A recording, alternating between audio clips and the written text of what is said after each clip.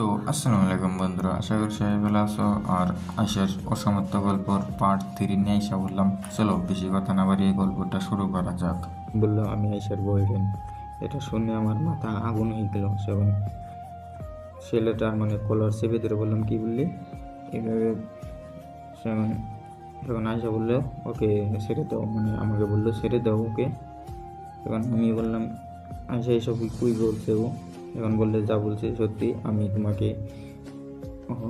আর তোমাকে ভালোবাসি না, তুমি আমাকে ভুলে যাও। তখন আমি বললাম, আমি আর কি বলছিল, তুমি আমাকে ভুলে যেতে বলছো, আমি তোমাকে অনেক ভালোবাসি। সেখানে কাঁদতে লাগলাম এই তখন, বুঝছেন? আবারও ভাববেন ছেলে হয়ে গেছে, সত্যি বলতে থাকেন, এতটাই ভালোবেসেছিলাম যে সেখানে দাঁড়িয়ে কাঁদতে লাগলাম। সেখানে অত একটা মানুষ ছিল না, রাস্তার দিকে সব মানুষ স্কুলের ভিতরে রেজাল্ট দেখা পারাপারি, ঠিক আছে, ওই জায়গায় অত একটা মানুষ ছিল না। এক দুজন যখন ছিল তারা চলে গেছে, বা একজন দাঁড়িয়েছিল ওখানে, সে শুনছিল কিন্তু কিছু বলছিল না, ঠিক আছে।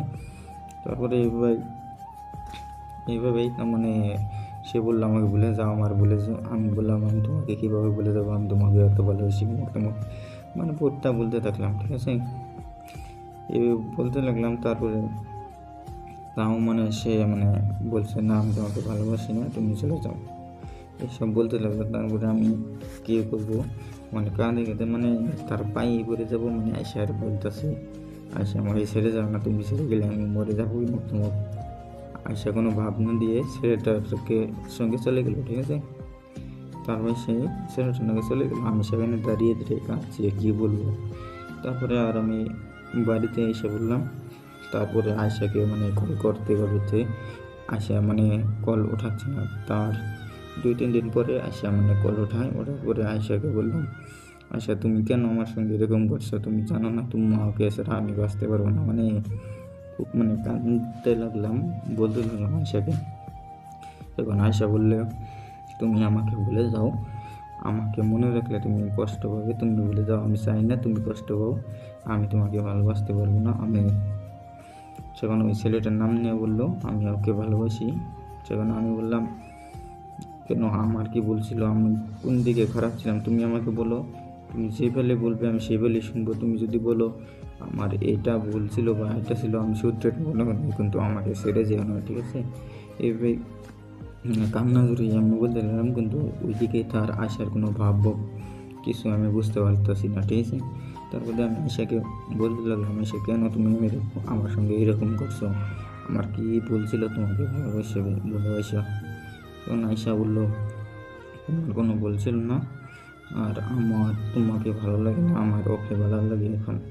আমি বললাম, কেন আমার সঙ্গে এরকম কেন করছো? আমার কি বলছিল তোমাকে ভালোবাসি? সেখানে আয়শা বললেন, না তোমার কোনো বলছিল না, আমার ওই বলছিল তোমাকে ভালোবাসে। সেখানে আমি বললাম, কি তোমার বলছিল?